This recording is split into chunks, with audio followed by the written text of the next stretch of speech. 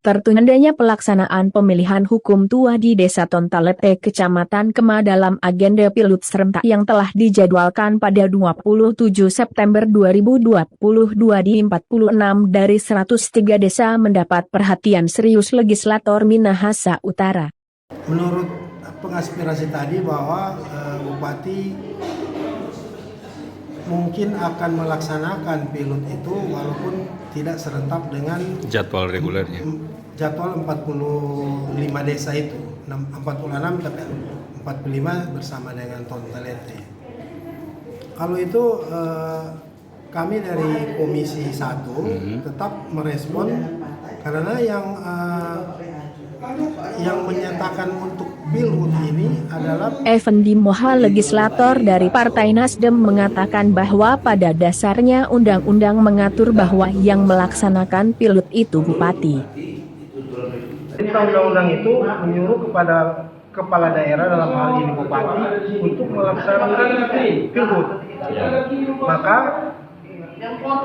bupati dalam hal ini dia membuat yang namanya perbu, peraturan bupati yang melaksanakan itu sesuai dengan perbu itu desa yang melaksanakan.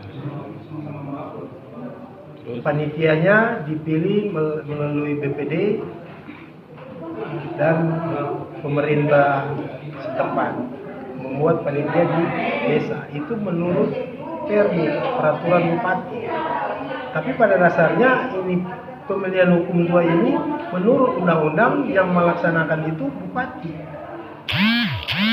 Kalau seandainya seperti tadi di Desa Tontalete itu pemerintah panitia dalam hal ini tidak sanggup melaksanakan itu, logikanya berarti yang mengambil panitia itu untuk menyelesaikan itu adalah panitia di daerah. Dalam hal ini panitia di kabupaten. Kan begitu. Seperti tadi mereka datang lagi di sini mempertanyakan kapan mereka untuk melaksanakan pilot. Kalau memang ada keterangan tadi mereka sudah menghadap bupati, kemudian bupati mengkhususkan itu, ya kami dari Komisi 1 mendukung. Tapi tetap kami mendorong supaya ini Tontalete ini melaksanakan pilot pemilihan hukum tua.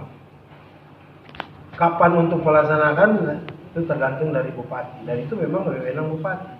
Tapi sekali lagi, ketika ada persoalan di tingkat desa, itu panitia kabupaten harus mengambil alih. Karena tugas dari panitia kabupaten ini ketika ada persoalan di desa, mereka yang harus melaksanakan itu, mereka yang harus menyelesaikan persoalan itu. Jadi berkaitan kami dengan Komisi 1, tetap kami mendorong karena ini perintah undang-undang untuk melaksanakan pilot. Senadarkan sejawat Moha, Hari Azhar menambahkan, pelaksanaan pilot Tontalete masuk pada gelombang pertama tahap ketiga, artinya itu jadwal pilot di Desa Tontalete harus tetap dilaksanakan pada 2022 berdasarkan ketentuan meskipun jadwalnya tidak lagi bersamaan dengan pelaksanaan pilot 45 desa di 27 September 2022. Pertama tahap ketiga, artinya tahap terakhir, maka harus dilaksanakan tahun ini, tidak bisa lewat. Jadi harus dilaksanakan itu artinya tidak bersama-sama dengan 45 desa yang akan dilaksanakan 27 September. Sejadi Oktober, dan kita akan sampaikan, rekomendasikan dilaksanakan secepatnya setelah pilot serentak yang 45 desa itu. Jadi dilaksanakan secepatnya, jangan sampai kemudian tertunda. Karena kalau tertunda artinya ada sesuatu hal yang kita tidak bisa laksanakan di Nusantara. Nah, mengenai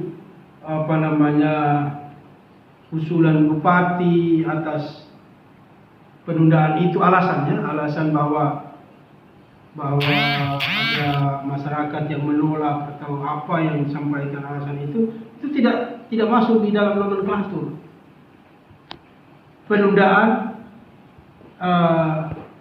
pilkades tidak ada payung hukumnya.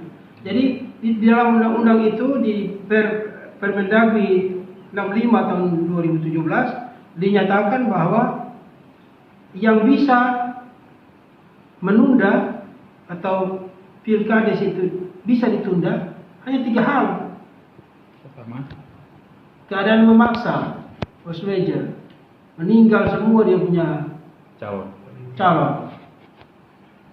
Kemudian keadaan memaksa ya, keadaan memaksa pertama, kemudian meninggal, dan ada satu lagi saya lupa.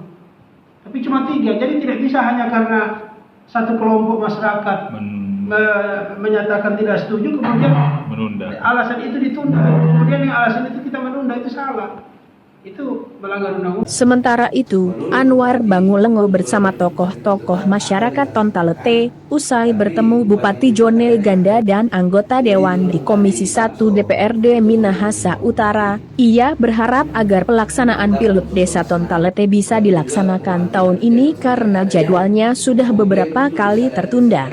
Jadi dia akan berusaha untuk melakukan penundaan pemilihan desa rukun tua desa Tontalete mungkin di bulan Oktober atau November, tapi dia juga tidak akan memberikan kepastian apakah jadi atau tidak karena ada satu keraguan yang dia pikirkan, takuti bahwa jangan sampai ada desa lain yang komplain atau bagaimana, tapi bagi saya kan tidak masuk akal alasan ini, Pak.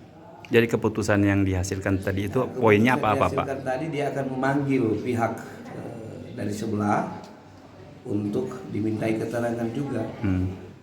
Kemudian baru dia akan verifikasi laporan dari pihak sebelah dan sebelah ini. Kemudian maksudnya pihak sebelah itu siapa, Pak? Ya itu pihak yang menolak. Dari Minahasa Utara, Haryadi melaporkan.